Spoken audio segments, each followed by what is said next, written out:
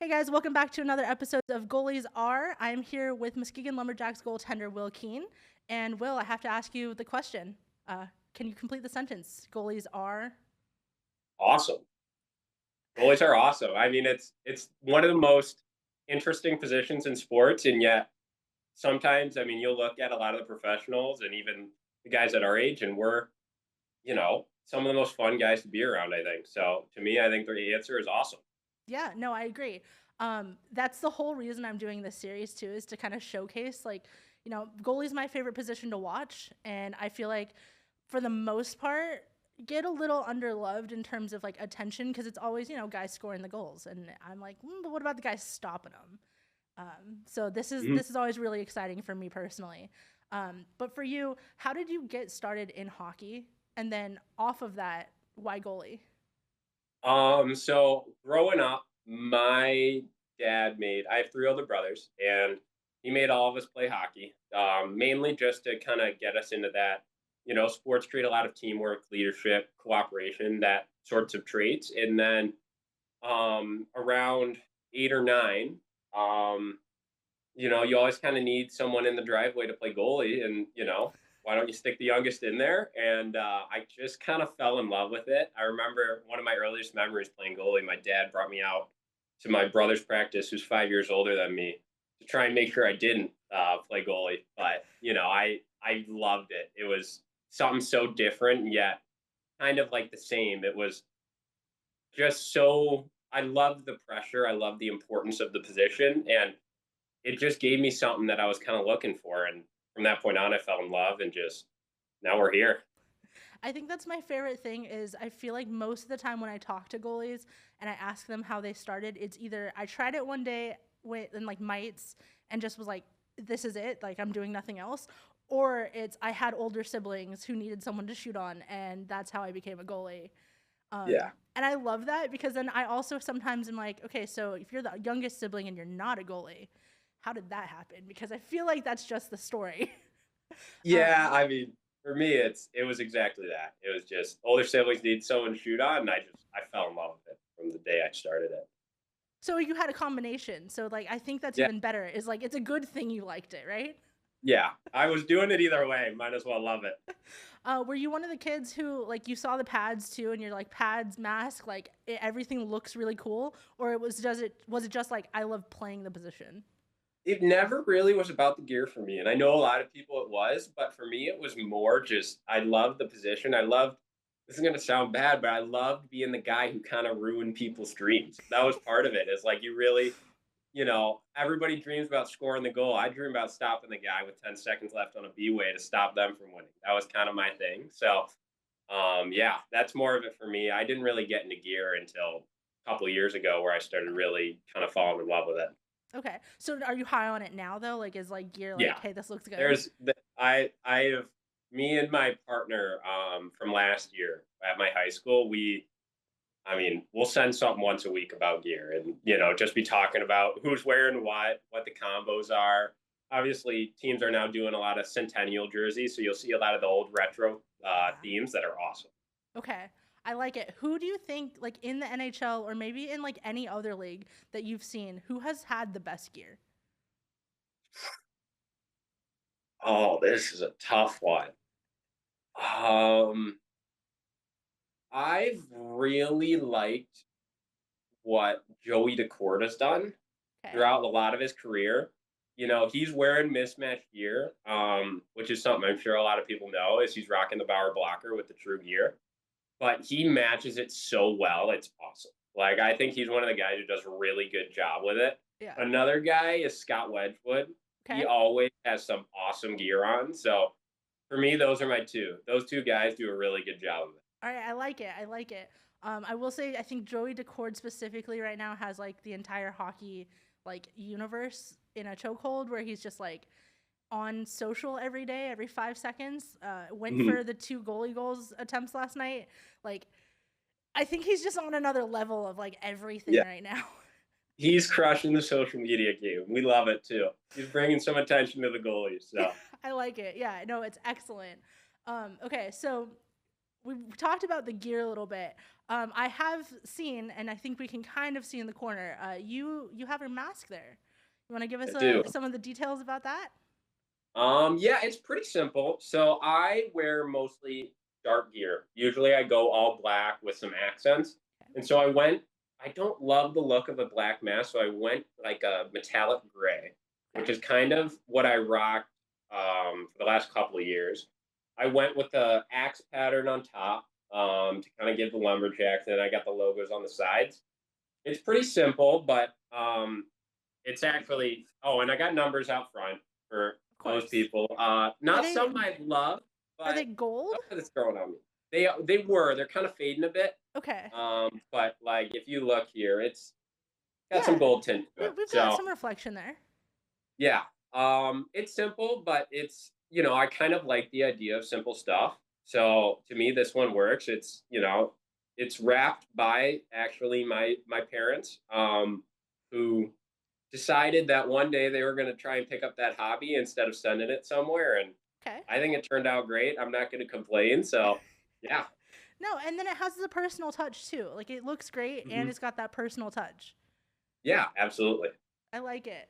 I do have to ask though, like, how did they pick up that skill? Like, because I feel like that's just a different thing to start doing. That is not something I'm able to answer. I have no idea. It was like I needed to get my mask wrapped 2 years ago, and they were like, "I think we can do this," and I'm like, "Okay, like you do you." And it went pretty well, but they said it's not the easiest thing to pick up, but Mm. I mean, they said this time it was a lot easier, and I guess it's just what they wanted to do. I'm not gonna stop them. I'm not gonna tell them what to do. They wanted to do it. I'm gonna let them do it. Do they only do yours, or is it Yes. like Yeah. okay, okay? So It they're was not more of just like like, we're getting your mask wrapped. We'll do it. All right. I love that. That's actually so unique, and again, it has that personal touch from your parents. So like Hmm. you gotta love it. Yeah, it's something you think about every time. It's like you're putting on the mask, like you kind of get to represent your family, and you know they're part of the reason I'm able to do this. So having that where it's like you kind of put them on your shoulders, on your head, and it's pretty cool. Yeah, absolutely. On that though, just kind of putting them having your family with you on that, but like on the ice, what has been your favorite thing? I know you said ruining other people's like dreams and like taking that away from them, but what has been like your favorite thing about being a goalie? I love competing, just in anything. So for me, it's just like the small area games, the shootouts, all that stuff is so much fun because it's kind of like it puts you in those situations where kind of game is on the line. You gotta come up with a stop, and to me, that's one of the coolest things you can do. And not many people can say like, this is my job. Like pressure's on. Like right now, you need to save. Like Hmm. it's something not a lot of people can say, and that's part of the reason goaltending is awesome, and even hockey. I also have to ask. I think going to extra time is never anyone's favorite, but like, do you prefer shootouts or overtime? I love the idea of golden goal. So to me, Okay. it's always overtime. It's like you want to end it that way. I still love shootouts. I know a lot of people don't, but to me, that's still it's kind of the one-on-one that you don't see a lot. Hmm. But I think ending a game in overtime is always a little better than a shootout. Okay. Well, and then you get a little bit more of that team, like more guys on Mhm. the ice, kind of like everyone rushing out for sure. Yeah, and you get to see like there's cool moments. Like I still think Team North America versus Team Sweden. If some people remember that, that is one of the craziest overtimes ever, and it ends, with a save from John Gibson, and then Nathan McKinnon goes the other way and walks Henrik Lundqvist. Like those moments are kind of ingrained in memory, and it's just something I don't think a shootout can totally do. Hmm. Obviously, there are a few shootouts that do come to mind when you think of them. For me, it's Oshie and Sochi, but Yeah, for yeah, sure. to me, I still love the OT golden goal. You get more sellies a little bit. You get those like just absolute pop moments. No, absolutely. I love that.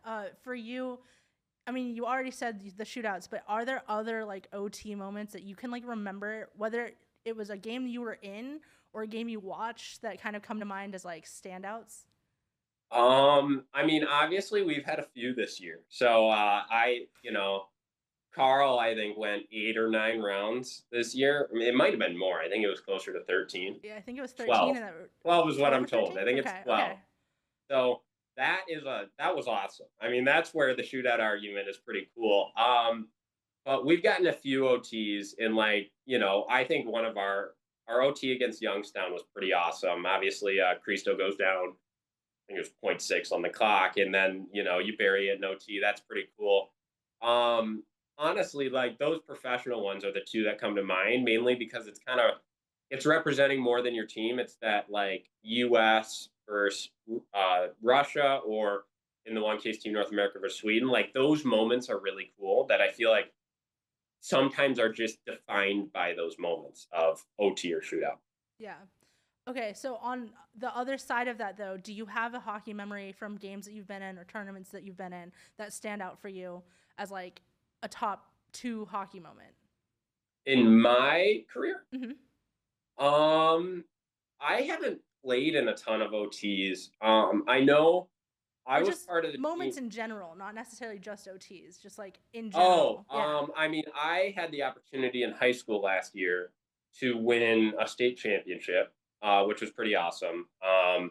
That's probably my favorite hockey memory. Truthfully, it was a kind of group of guys who we walked in the year knowing we could get it done if we put it together, and it it's the best feeling in the world. And nothing beats it. It's again part of the reason I'm still playing. I still love it. Like there's nothing that beats that feeling, that winning and just kind of you give everything you have for an entire season. By the end, it pays off. It's probably the greatest thing in the world. Okay, we have to talk then. Going from one championship team to Muskegon, where they're coming off of a championship year, and now you get to kind of help them, hopefully reach that peak again. What does that mean to you to walk in to a team that's already kind of hit that peak? It means a lot because obviously this team is super competitive and it's got a winning culture. So for them to have the faith in me to bring me in and say, you know what, we trust you to kind of keep this winning culture going means a lot. And obviously, like, there's a ton of guys in the room who make sure, you are ready to fit in that winning culture, but also make sure you don't get left behind, which I think is part of the reason they're so successful and we're so successful. Is just we have so many guys in the room and our coaches are awesome. And it's such a team effort and a team mentality of us first. I think it makes us super successful. And I think is kind of the reason that everybody looks at us as one of the top organizations right now is we do a lot for each other. And it's, do it for the guy next to you, do it for the guy across the room, and do it for the guy who's either on the bench with you, on the ice with you, wherever. It might be a similar answer, or it might not because you weren't there already. But what was the draw for you to go to Muskegon and join this team? I think it is that. I think it's just they know how to develop players, but they also know, again, I'm a competitor. I want to win, and they know how to win games, and they know how to teach you how to win games. And those are things that you can't get everywhere. I know a lot of places are great at it, but Muskegon is one of them. Where for me, I'm like, they can help me get to where I want to go, and they can also help me kind of use my skills and what I have to offer to help others. And it's kind of been that learning experience of, all right, what can I give to the team, and also what can I take away from the team? For me, it's been a lot more learning than giving because I'm a rookie and just there's a lot to learn. That's my first year juniors, but there are a lot of guys who can give a ton of information, knowledge, development to me, and it's been awesome. On that, we talked about your competitiveness on the ice. You've talked about your competitiveness overall, but like, what is something that people don't know about you away from the rink? Like something that's just this is Will Keane when he's not in net. I love one of my favorite things. We have a bonfire in our backyard back at home. It's one of my favorite things to do is you build that campfire, that bonfire. It really strips back everything and it's just like you and your buddies or your family and you're just hanging out. Like that's something that I think I will never not love to do. And it's probably like my favorite thing to do, honestly. It's like you build a bonfire and you just hang out. Another thing, I've been picking up the guitar, which is it's been Okay. a tough road. It's not the easiest thing to learn, I've figured out, but it's kind of one of those things like you pull it out during a bonfire or something. It would be really cool to kind of be able to just, I think music is one of the things that brings a lot of people together. And, if I could have any way in being a part of that, then I'd love to. Okay, I just talked to Matt Davis yesterday. He won 2 national championships with Denver. Mhm. He's been kind of around a while. He also brought up the guitar, especially coming from junior hockey. He's like, that's where he picked it up and started. Mhm. Is it kind of like in that realm of like, because I feel like a lot of guys, I feel like maybe traveled with guitars at the Fall Classic, maybe not just from Muskegon, but is that just kind of the thing right now? It might be. I think it's something where, especially for hockey, you kind of get a lot of downtime where you don't have time to like really go out and do much, but at the same time, you're kind of just sitting around. And it's one of those things you can just pick up, practice a little bit every day. You give it your 15, 20 minutes, and it's kind of something rewarding where I think a lot of guys do love music. And just, Mm. I think people love music. It's part of the reason it's so popular. And I think it helps kind of bring people together. So I think the guitar is one of those instruments where there's so many things you can play. You can go country, you can go pop, and it just everybody loves it if someone can play a guitar and you can do some karaoke. And it's one of the things we've loved to do on the bus or on road trips. So I think that's probably why. But I'm sure other people have different answers. Yeah. Do you have a favorite thing to play? I have been learning a lot of Zach Bryan, Okay. just because it's kind of an artist I've now been listening to a lot, and he has a lot of songs that are easier to pick up because there's a lot of simplified versions which are easier to learn. And again, it's kind of campfire, Oh yeah. country, summer. It kind of And like you fits. can get a lot of people who know it and you kind of get everyone Hmm. Yeah, involved. Yeah, for yeah. sure. For sure. Okay, we're already on the topic of music. So what are the top 3 things on Will Keane's like playlist, either pregame or just your favorites in general? I pregame. I listen to a lot of house, like EDM. Outside of the rink, it's a lot of kind of country or maybe slow pop. So like Zach Bryan is one of my favorite artists, but on the topic of like EDM, like John Summit or like a Diplo are Okay. things that'll always be in my pregame playlist. I mean, I feel like that's pretty good hype. Just kind of get the Hmm. energy up, Yeah, get things going. yeah, Okay. kind of get you moving. Are you a headphones on or are you a locker room whoever's on aux like listen to that for them? I can't listen to a lot. It just I have a very specific way about going about what I do. So I think that's part of it is listening to my own music. It kind of part of goaltending is being an individual on a team. Mhm. So when it's kind of go time, you kind of are in your own world. Um, a lot of people won't talk to me truthfully because that's just I'm in my zone. I'm kind of trying to get ready to go. But I'm sure Ox is great, but it's just not for me. Okay. What does your game day routine look like? Because you're kind of talking about that a little bit. You don't have to go into detail if you don't want to. I mean, you can. I could go. I mean, I am by myself for most of it. So I'll get to the rink, we'll do our kind of team meeting, and then I'll go off and kind of do my stretching and just my own warm up, and then I'll do a lot of visualization, just kind of calm breathing. And then it's just, you get into the room, you have your AirPods in, and it's ready to go. Get your music going, get your blood flowing, and you put that gear on, and it's kind of a different world. Okay. So your personality on the ice, is it different when it's like you're in gear, you're in game mode, and it's just like, cool, we're just focused on this? Or are you just kind of keeping it, hey, this is Yes and just the no. same? There are times where I mean I've had people say this to me that I'm very loose when I'm on the ice.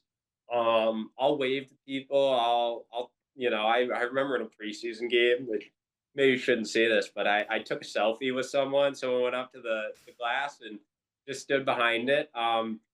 I love the interaction of it, and so that's just kind of how I am as a person. I think goaltending can sometimes get a bit lonely, and then you get off the ice and you're like, I need to talk to someone. That's kind of how I can be on the ice. Okay. So I think there are parts of me that are different, but for the most part, I keep it pretty loose in general, just because it helps me stay calm, stay focused, but also just keep a positive mindset, keep it happy, keep it light. We're playing a game we loved as kids. And now we're getting the chance to do it as kind of 18, 19-year-olds. It's something you'll never get back. So you might as well enjoy it while you're in the moment. Yeah, I love that so much. Especially, playing a game you loved as kids. I feel like as we move up through, especially into like the pro levels, and it's something I talked to Colton Ellis about, last year when he was with Springfield Thunderbirds, just keeping that love for the game rather than looking at it as a job, because like Mhm. at that point it is a job, but it's like you're still just having fun, you're still doing something that you love doing, that you chose to do for a reason. And Mhm. I think looking at it that way is like, you're still having fun, you're still just enjoying the same thing you enjoyed, when you were 10 years old. So Yeah, absolutely. I mean, it's the best job in the world.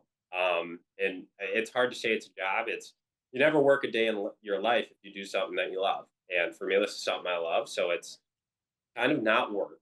It's a pleasure to be at the rink and be with guys who have come from different backgrounds, and you know everybody has a different story, and yet what brings us together is our passion for the game. So to me, that's always a pleasure to come to the rink, and getting those opportunities is something I'm extremely grateful for, and I think sometimes we take for granted. But um, it's about loving every moment and making sure, like, these are years you're never going to get back and opportunities you'll never get again. So just enjoy it while you have them, and then all roads lead to beer league. So at some point that'll be the destination. But for now, it's enjoy the competitive hockey while it lasts. I think you have a few more years for that though. Like I think Yeah. there's still some time for sure. Yeah, we hope so. You never know, but my goal is to play as long as I can. I love that. So I do have to. That leads in perfectly. Being around the crowds, the fans, like just that positive, fun energy too, is like. I mean, you want to play for as long as you can, but also you want people to be around to see it happen. I have a question from Muskegon Lumberjacks alum Shika Gadziev, Okay. last year's goaltender, and he would like to know, what is it like playing in front of the best fans in the USHL? It's awesome. It is great. I mean, I haven't been everywhere, but to me, like, there are some things that we do better than everyone. We have some absolutely crazy passionate fans that absolutely love the game and love us. And to be able to represent a city that, is so passionate about the game and just gives us everything they have every time we come out on a Friday, Saturday night is unbelievable. And I don't think you'd find that anywhere else in the USHL. So I'll say Tashika, it's awesome. It's amazing, and it's something I'm glad I get to share with you. I will tell you, he probably has the closest answer to yours, as to finishing the sentence "goalies are." I believe his answer was just the best. So Mhm. I think Yeah, I think the vibes from Muskegon with the goaltenders, it's pretty high right now. It's a good I time. think so. I don't think there's a reason it shouldn't be high. It's the best. It is the best. So I that's a better answer than mine, I think. But you I, know, I think they go hand in hand. Like if it's the yeah, best, you know it's awesome. Like you know you're getting yeah, something good. So yeah. it's gonna be great. Okay. My last goalie specific question though is, what is the most underrated skill that a goalie has? I don't think enough people kind of understand how much focus we have to do our job. There are a lot of times where, like, I remember my billet brother, who's awesome. He was like, "You didn't wave to me," and I'm like, "I didn't see you." He's like, "You were looking right at me." But there are times where you're just so dialed in that everything around you is kind of a blur, and you just have no idea what's going on. It's something I feel like a lot of goalies can relate to, where you're just getting into the zone, and it's almost like nothing's happening. It's just you and the puck and the 10 other guys out there that, sometimes you don't even see them as your own team. It's just there's 10 guys and, things are happening, but And it's just where the puck it's is. that mental fortitude of, okay, you know what? I just gave one up. It sucks. Whatever. Put it behind you. Move on. That focus and mental, I'll call it stability, is something that I don't think a lot of people um, would really understand unless they played the position. Yeah. I also feel like a lot of people don't understand being on the ice, even just when I've been out there when it's like not a game going on, it's like seeing on the other side of the glass, you can do it, but like that's not where your brain is. You're like Mhm. looking at the ice, you're looking at like what's going on. It's not like what's going on the other side. It's a different level when you're actually locked in and like playing a game for Mhm. sure.